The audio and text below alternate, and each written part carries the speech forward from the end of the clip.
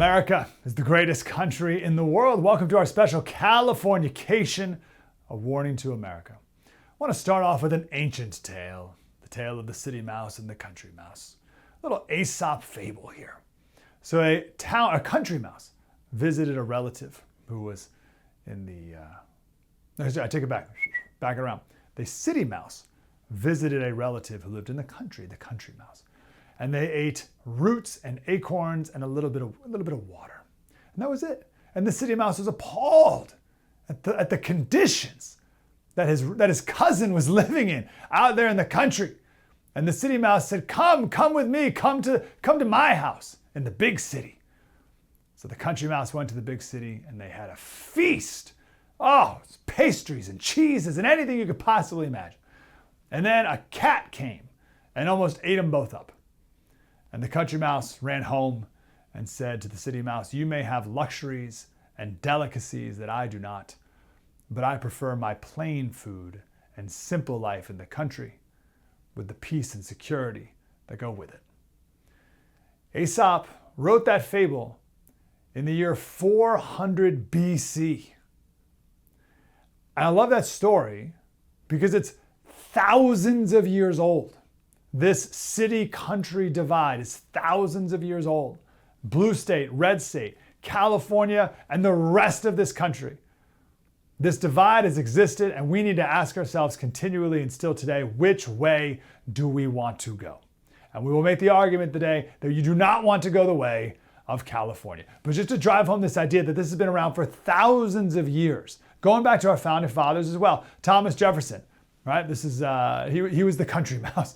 He wrote a letter to James Madison. He said, when we get piled upon one another in large cities as in Europe, we shall become corrupt as in Europe.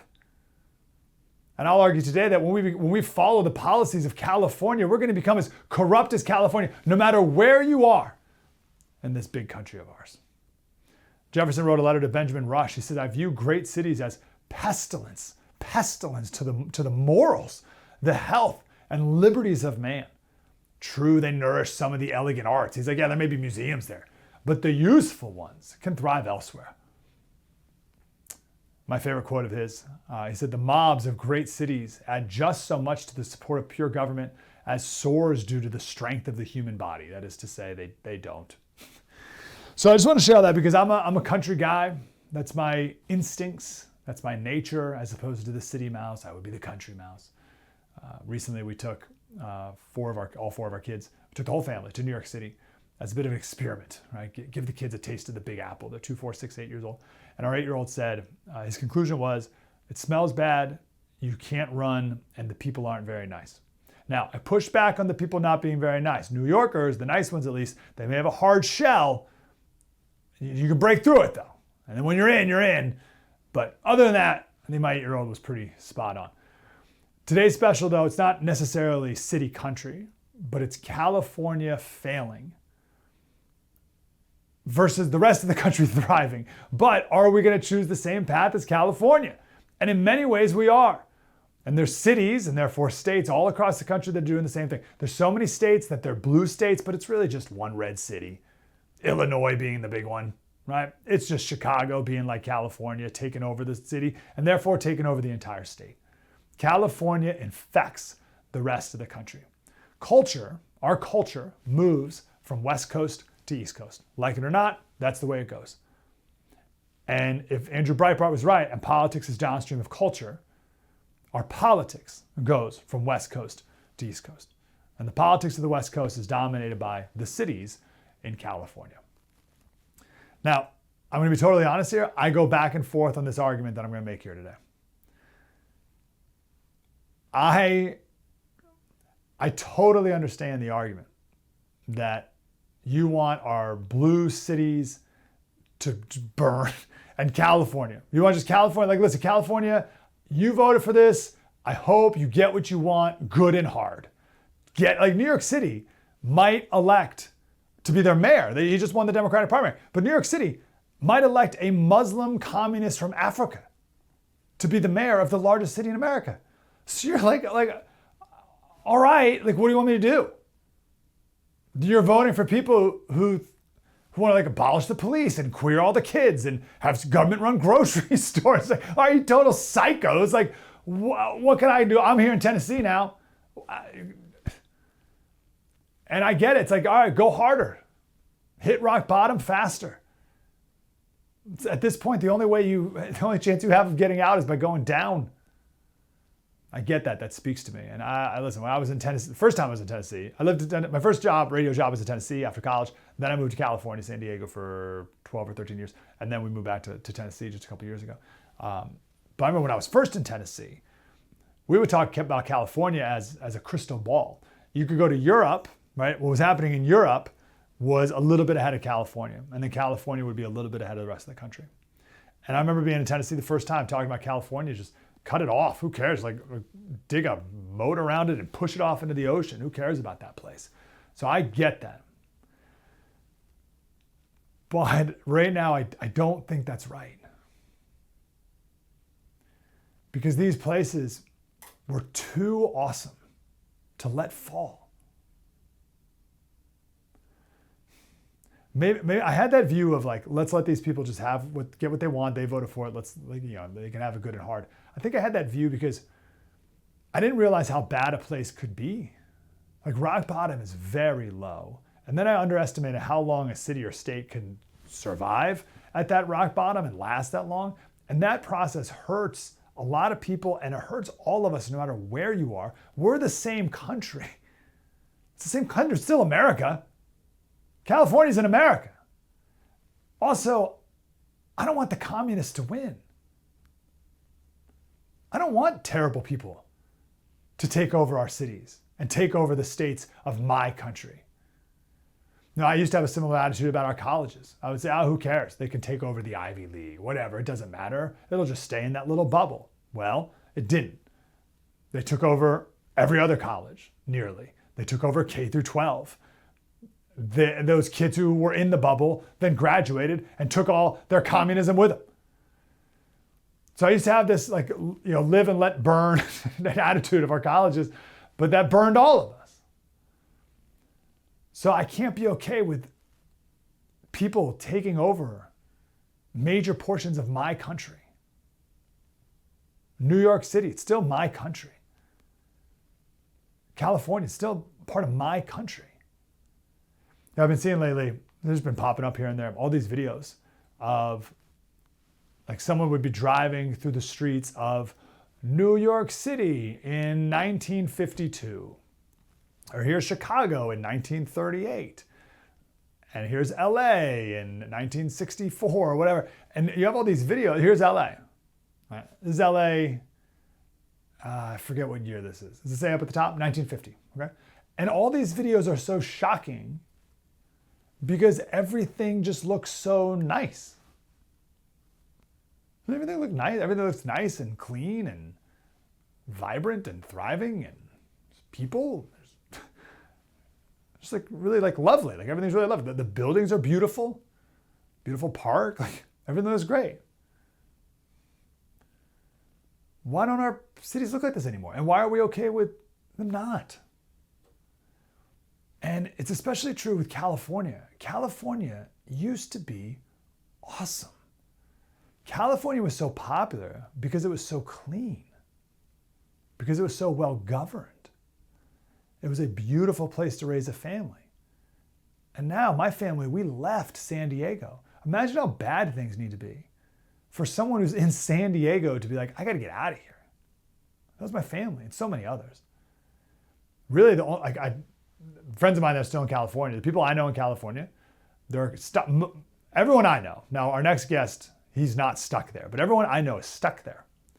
They have a job with a pension. So they're like, I got 7 years left or something. Or like their husband or wife has a pension, right? They're a firefighter or something. Or my whole family's here. We can't go. My sister lives down the street and my parents are, right? So they're stuck there in that way. But everyone else who I know who could leave has left. And it's stuff like this. I mean, do you remember the first, these most recent riots, I guess, in LA? There'll be more to come. But all these images of people masked up, burned out cars, waving Mexican flags, stuff like this, right? This photo stood out to me. What do you notice when you see that? There's a lot of things, a lot in this picture going on, right?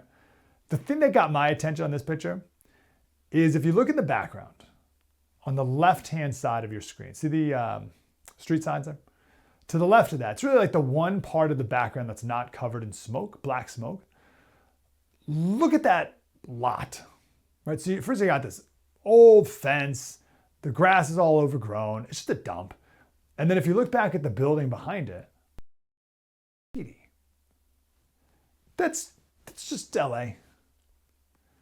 You didn't see that in the 1950 drive-by of LA. So like the only thing you can really see clearly in this photo, other than the Mexican flag, is there you go. I don't see the graffiti there. The only thing you see clearly in that photo with the Mexican flag is it's just like a third world trash dump.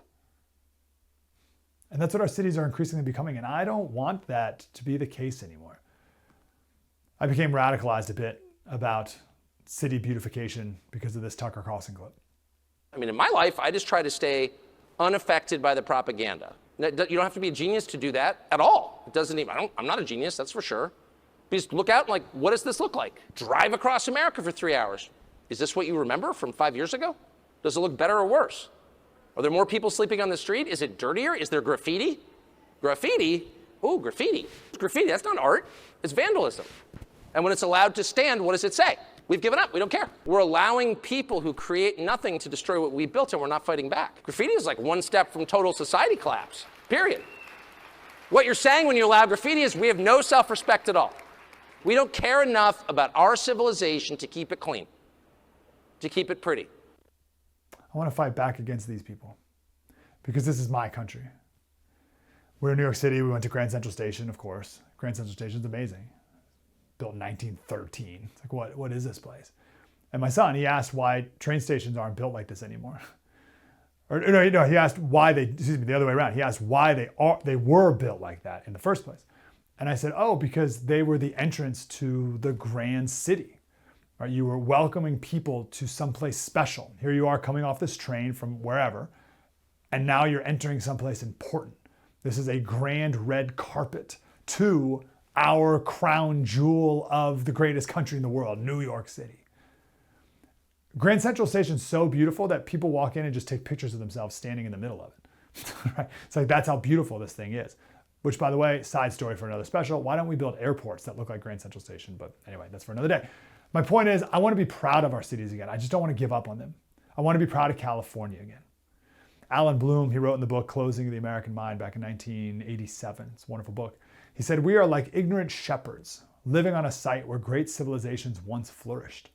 The shepherds play with the fragments that pop up to the surface, having no notion of the beautiful structures on which they were once a part. We are living on top of the fragments of what used to be a beautiful place, California. We need to get back to this. We need to realize the beautiful structures and foundations that we used to have. And we've lost so much of it. And we need to get back to it. We lost our history, we lost our heritage, we've lost our wisdom, we've lost our cities, and I'm not going to lose a state. It's time to get back to it. I want our cities and I want California back from the lunatics. I want to make all of America great again. I want to win California. And I know our next guest does as well. Cernovich up next, right here on the First TV. Spread the word.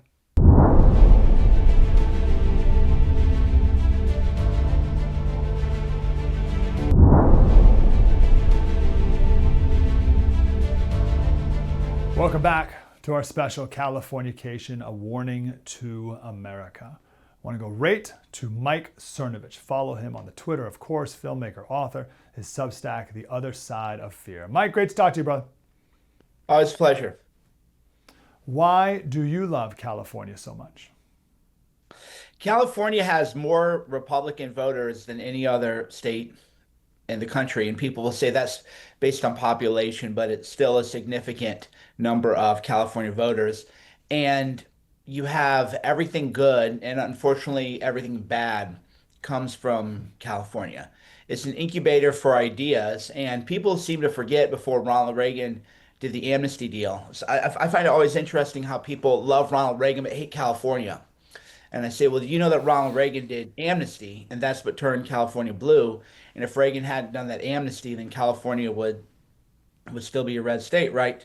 People don't want to come to grips with that, right? What does it mean to be a conservative, and what does it mean to admire Ronald Reagan when he's the one who gave California over to the Democrats? You can talk about weather and everything, but the the thing about California, which is why people call it flaky if you're not from California, is in a lot of states you grow up in, people, you can call it realistic or call it pessimistic, but if you tell them you're going to do something, you have some idea, you'll get a lot of pushback or people will be a little hater. California can say, you know what, I'm gonna create a new wind farm in my backyard. And your friends will say, great, sounds cool, amazing. Nobody believes you can do it. It's quite possible. Tech originated from California, aerospace, California, every major innovation, California, very little is been invented. You have Alabama, you do have some great states that still do innovation that don't get the credit they deserve. But you get all this innovation out of California. There's this mindset in California that you can do anything. To make it in California is actually it's hard. Everyone in California has the same feeling where you drive around and you just look around and you think, how are all these people able to make it in California? And then of course you wonder how you're able to make it in California. So there's a lot to be said for what happens and how your mind can change for the better in California. There's an optimism that arises when you live here long enough. What about the future, or the past of the conservative movement that came out of California? What does conservatism owe California and California minds? Well, if people like Reagan was the governor of California and came out of California. You have Breitbart News, it comes out of California, right? You have a lot of people like the Daily Wire that was incubated at Breitbart, right? Jeremy and Shapiro were in LA, and then it's in Tennessee now, but that all also started in California. The California, Harmeet Dillon was a lawyer in San Francisco. Everybody loves Harmeet Dillon, the work she's doing at civil rights. Okay, she's in California. So eventually you would, rather than blindly hate California and say, let it burn and surrender, like, well, why would you surrender a state where still is 40% Republican, right? Why would you surrender the state where the only reason that we don't have more Republican congressional districts is because illegal immigrants are counted for the census, right? That's what always gets me is that California would be a Republican powerhouse if illegal immigrants weren't counted for purposes of the census. So why don't the Republicans in Congress from these other red states, right? Because everybody loves making fun of California. Langford was from Oklahoma. The amnesty deal that they tried to do under Trump was from Oklahoma. Lindsey Graham was from South Carolina. John Cornyn, Texas, right? Where's the accountability? That's why I always challenge people is I go, where's the accountability for you? You live in a deep red state. You can send anybody. You could send a dream candidate. And we're here in hostile territory doing our best. You live in a dream state, Oklahoma. And who are you sending? You're sending a guy who wants to do an amnesty deal. You're sending Lindsey Graham into the Senate. You're sending Tom Tillis into the Senate. But then you want to talk about how bad California is, and I think people should maybe ask why they're not sending better senators and better congressional Republicans, and then we could get this illegal immigration issue solved where they're not being counted for apportionment. And then you would look, oh wow, there's probably 5 or 10 more Republican seats in California. There's probably 5 more Republican seats in Illinois. And then we should be looking at probably 240 Republicans in Congress. Why isn't any of that being done? So I like to, maybe troll is the wrong word, but I like to taunt the California haters, even though a lot of the criticisms I obviously agree with, but it's also California is not Los Angeles, and California is not the totality of San Francisco and Los Angeles, right? People come out here, they go, oh, I didn't even know you could do that. Or people say, oh, you can't own guns. You can get concealed carry in almost every county in California. Concealed carry rate in Orange County, California, approval rate is 98.5%, right? You can't have an AR-15, okay, but you can conceal carry a Glock, and I don't know why you need much more than that for concealed carry, right, for EDC. And people go up. So I remember I'd argue with these people, and then I would prove to them everything that I'm saying, and then they kind of disappear, rather than go, oh, I guess I was was educated on the state, and I realized that Yeah. they You don't mentioned, understand. sorry, you mentioned illegal aliens, and I don't want to live in the past, but I do like to think about like what could have been and how we can still get back to this. But I always go back to Prop 187 and what a pivotal moment that was in California. Like 1994 was an ancient history, and 58% of people voted for a proposition that made illegal aliens, you couldn't go to school, they couldn't go to hospitals, they couldn't get $1 of welfare. It was called the Save Our State Initiative. Like that was like hardcore MAGA Trump in California only back in '94. And then they're legal, and then we elected a new governor who tanked Was a the whole judge. thing. No, But you, man, what could the state have been? I'm glad you mentioned that actually, because a lot of people don't know that. Prop 187 was passed by almost 60% of the vote to deny all public benefits to illegal immigrants. An activist judge said that it was unconstitutional. This is what Trump we're dealing with right now. So if people want to bash California, that's fine. I don't cry myself to sleep over it. But we in California we tried to save the state. And now judges are doing it at a nationwide level what happened to California. So maybe take it as a cautionary tale and do something constructive and productive rather than sit around and brood over California, a state that people don't even live in or want to live in many cases. Can you speak to the political dynasties that California's produced from Democrats, right? And I speak to that because Kamala, we got Newsom who wants to go to DC, and now Kamala who wants to come back to California. What is it about the Democratic Party in California and their power they have now? Well, anywhere Democrats go, because people talk about California a lot, and I feel like they should talk more about Illinois with Brandon Johnson. Illinois is probably worse than California without any of the geographic advantages. And I don't understand often why people and political people or people who are political hobbyists focus so much on California in a hateful way when there are states, Michigan, look who's Michigan got, Whitmer. What are you doing? What are you doing, Michigan? You got Whitmer up there. Minnesota, you got Tim Walz, a Marxist, Hamas sympathizer who was almost the vice president of the United States, stopped by people like me in California, by the way.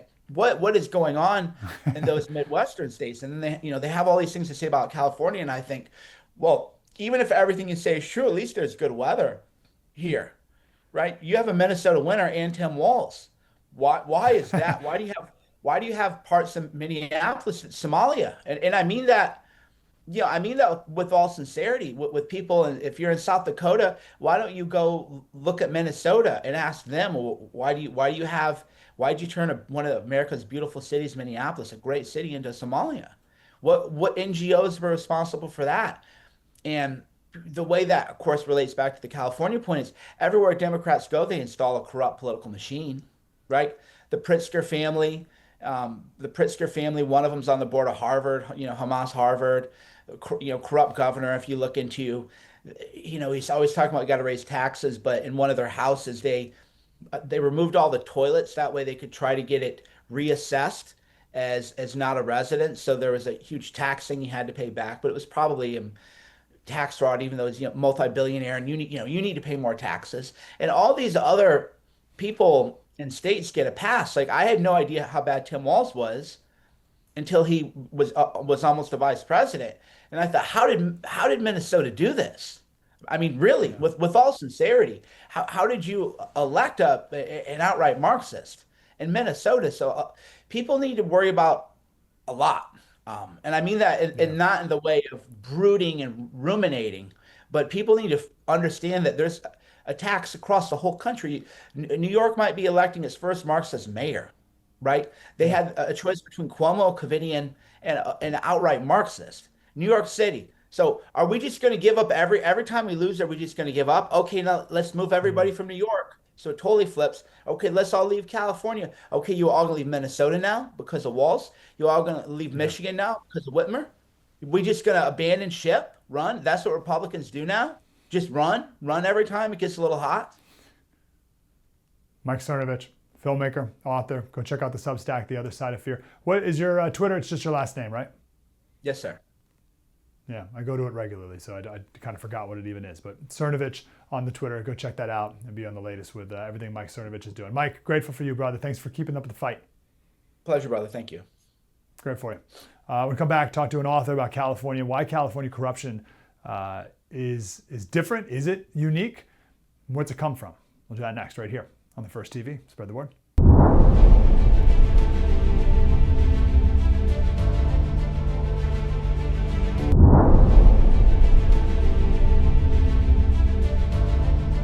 Welcome back to our special CALIFORNICATION, a warning to America. I want to go to Jed McFadder, co-author of the book Fool's Gold, the radicals, con artists, and traitors who killed the California dream and now threaten us all. Jed, how you doing, man? Hey, thanks for having me. Doing great. Great for you here. The theme of the show is, well, I'll tell you what. Background is, so I have a national show on SiriusXM Patriot, and very few of our listeners are from California, at least live, because we're on at 6 a.m. Eastern. So it's pretty early in the morning. So we'll talk about California and I'll care. And then people call in, they're like, whatever, Slater. I'm in Nebraska. Who cares about stupid California? They get what they voted for and they should get it good and hard. And I have to kind of make the argument no, it matters. Why do you think California matters? Why do you care? Well, I think one of the main reasons I care about California is as a state, it's really one of the most spectacular places on the planet in terms of the landscape, the natural resources, all the talent you have, and technology, and everything that's there. The people of California, I think it's one of the most important places on the planet, obviously of our country too. So I think it's worth saving. And as the book goes into, I think that the progressive vision that they've been trying to implement has caused a lot of the problems that's led to this decline. What's the root of this progressive vision? How did it take hold in a state that has a great conservative tradition? Mm-hmm.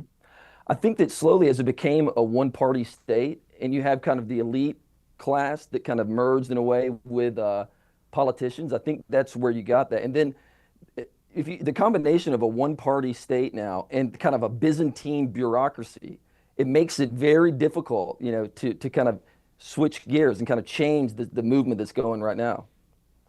And is there any even real push to do that? I mean, with the people who are in power right now, is there any suggestion that we should change things at all from California? What do you mean exactly? You mean is there Newsom's not trying to change anything? The unions aren't being hey, we're in big trouble here. Like none of these power brokers who are in power want anything changed anyway. Right. Well, it's because a lot of them are making money, off what's happening. And I'll give you an example of one thing that we talk about in the book is how Gavin Newsom's cozy ties with China, but really it's not just Gavin Newsom, it's other politicians. But as an example of just how, the citizens of California are kind of pushed aside in favor of other things is when Gavin Newsom was mayor of San Francisco, he created a nonprofit called China SF that operated out of the mayor's office. But it wasn't just like a normal nonprofit. It had 4 satellite offices in 4 different cities in China, right? The goal of this nonprofit was to bring in Chinese investment in business. But what it actually also brought in were, Chinese criminals and people tied to the CCP. And, I can give you an example of one company. Z&L Properties was a company. It's a branch of a large Chinese real estate conglomerate. They were recruited by China SF to come set up shop in San Francisco, in the Bay Area. But soon thereafter, a lot of their big projects ended up with lawsuits. There was fraud involved, and eventually it turned out that this company had ties to some let's just say some dangerous people in California. And the CEO ended up getting charged for bribing, an appointee of Gavin Newsom, actually, and he had to pay $1 million fine. But the thing is, that company, Z&L Properties, they gave an anonymous donation to Gavin's campaign. That's just kind of one example of the loop. But China SF brought in multiple companies where, the people and entities involved have been charged with major criminal crimes. And the thing is, that's at the expense of local citizens, because China SF, Gavin Newsom said it in his own words when he brought them in. He said, we're going to take your permits and we're going to hand walk them through the bureaucracy, right? Now think about that kind of advantage. Anybody knows who tries to do a real estate development project or anything in California, so many hoops to jump through. Permit expediters you have to pay. Gavin Newsom gave them a streamlined path that he didn't give his own citizens. That's the kind of thing that really irked me as I did this research. Yes, I would say.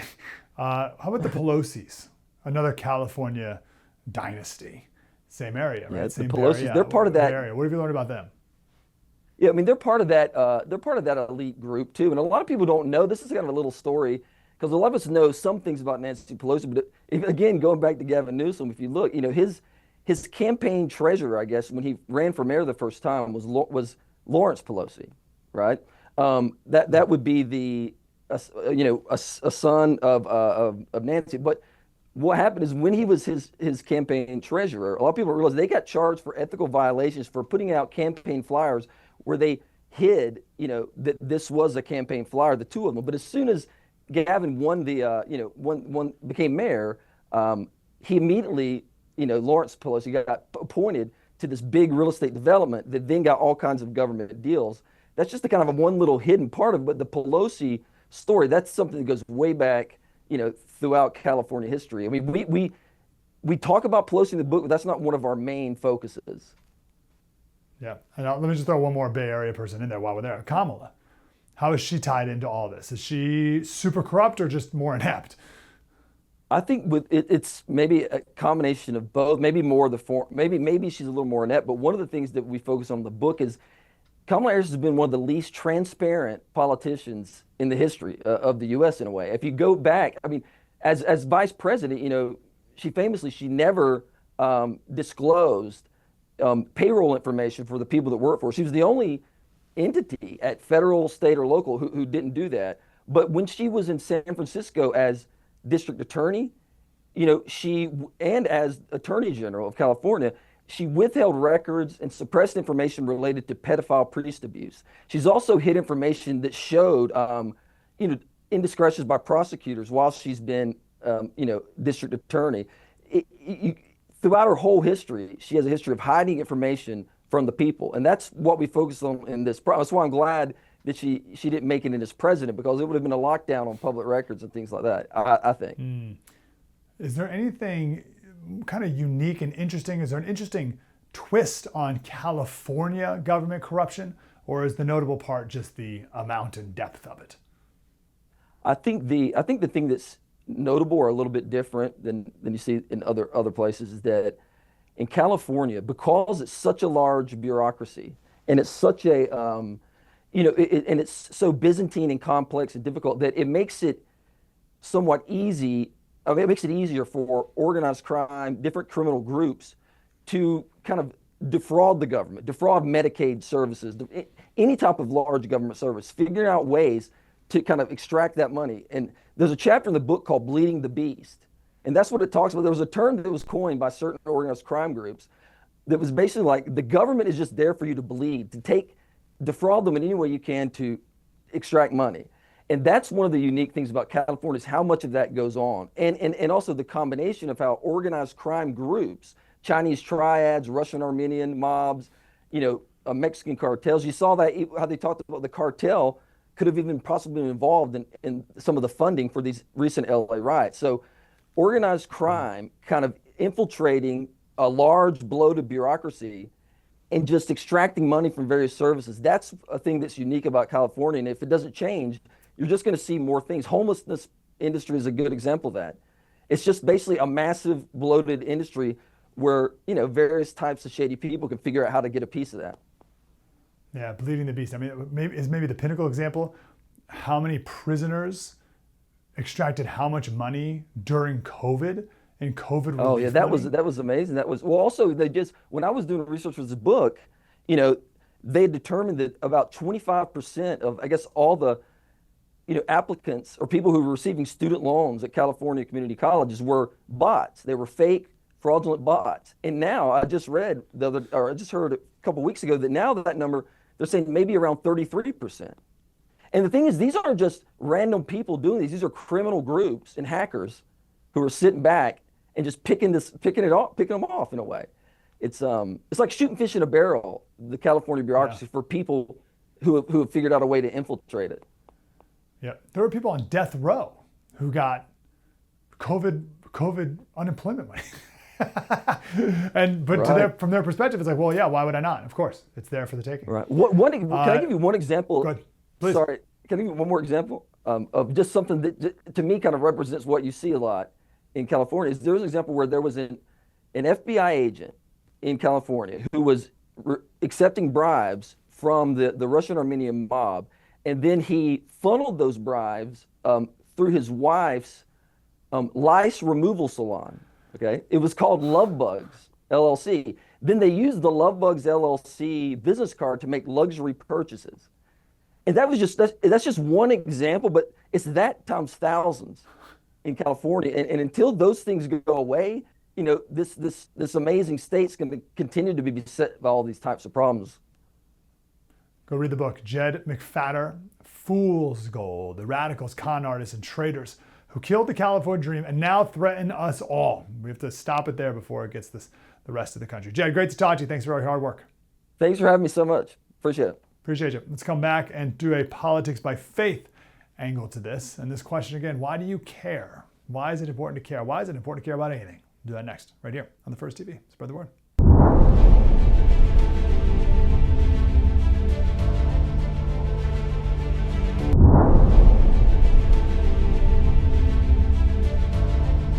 Welcome back to The First TV and our special Californication, a warning to America. This is our Politics by Faith segment. That's the name of my podcast, where we take the news of the day and we filter it through a biblical perspective. What does the Bible say about this? How should we look at it? And what can we do next? That's the point of my podcast. You can listen to it anywhere you listen to podcasts. I want to talk about caring. Why is it important to care about California? Care about our cities from a biblical perspective? Because that's like the point of this segment. I'm talking to people all across the country, and they're like, I don't care about California. I don't care about New York. I don't care about Chicago. The people there want it. Give it. Let them have it. Who cares? And I just think, well, like, why care about anything? The other day on my radio show, I was talking about people with AI boyfriends and artificial intelligence girlfriends, and how this will lead to the downfall of all society. And some Slater hater called in and said, Slater, what do you care? And it's like, what do you mean? Like, because this is happening in the country I live in? Like, I'm a citizen here. This is my home. We all have to share this place. And I'm talking about a particular vice that will lead to the downfall of the society that I'm a part of. I would like that to not happen. That's why I care. Is that so hard for you to believe? And often we don't care until something's too late. We don't care until we're deep into this war. We don't care until illegals have taken over the entire country. How much harder is it to take care of the situation then? It's better to care early on. It's better to care at all. Now, we had someone called in afterwards and I gave a rebuke to that guy. His name was Sean. This guy called in and said, okay, Sean, why do you care if illegal aliens are deported? It's not your family. Oh, you care about that? Why? So let's focus on caring for a minute. I wrote a book many years ago called How to Change Someone's Mind. It's more of a pamphlet. It's $5, it's just a couple pages. I think I make $1.12 or something every time you buy one, but it's on Amazon if you want it.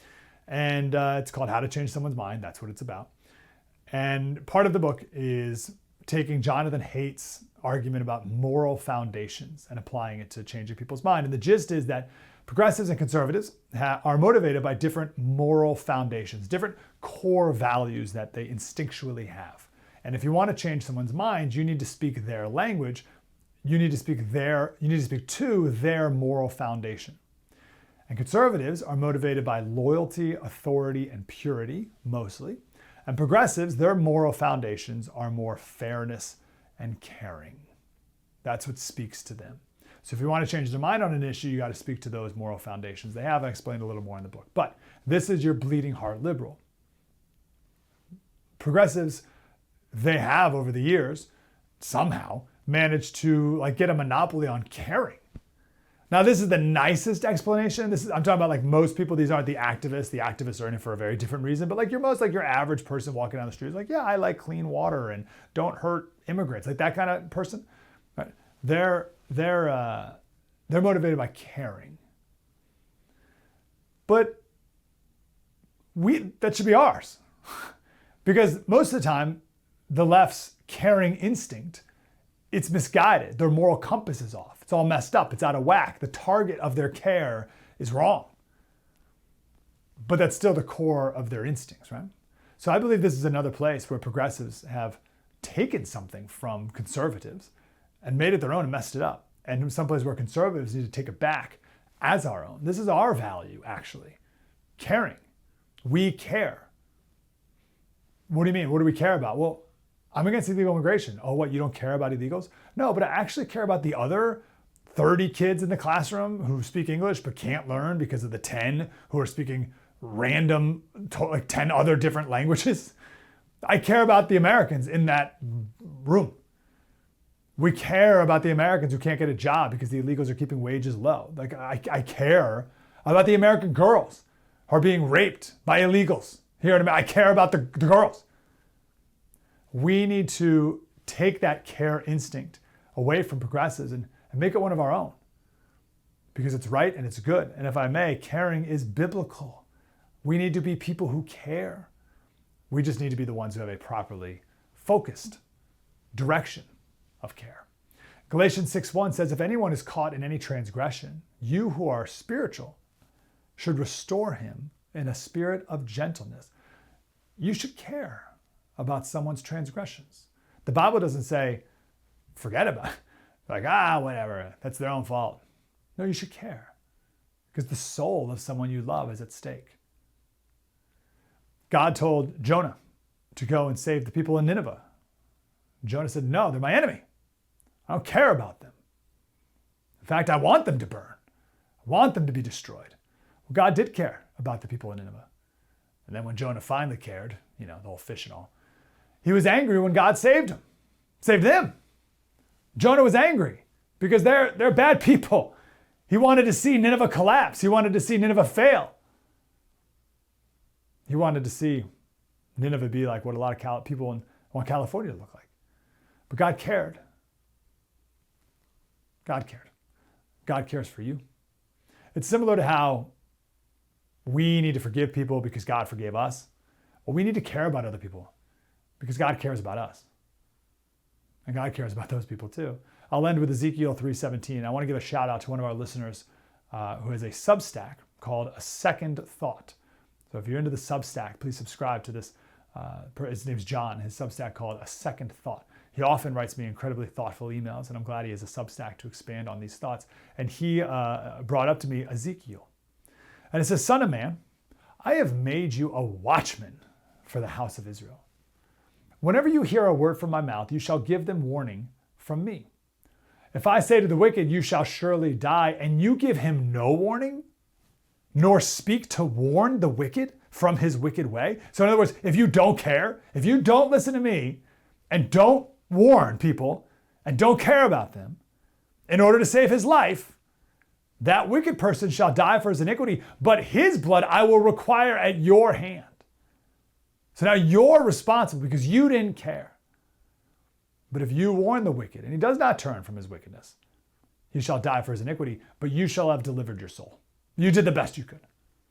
If you are going to be a faithful watchman, which I think we are all called to be, then we have a responsibility to tell the truth in love, to call out sin, to encourage people to repent. And at the core of all of this is to care. And that means to care about our cities, to care about our states, to care about everyone and every part of this amazing country. My podcast is called Politics by Faith. Again, we take news of the day and we filter it through the Bible, learn some lessons, gain some wisdom, try to make sense of this world. Politics by Faith. Thanks for being here on our special here on the First TV. Spread the word.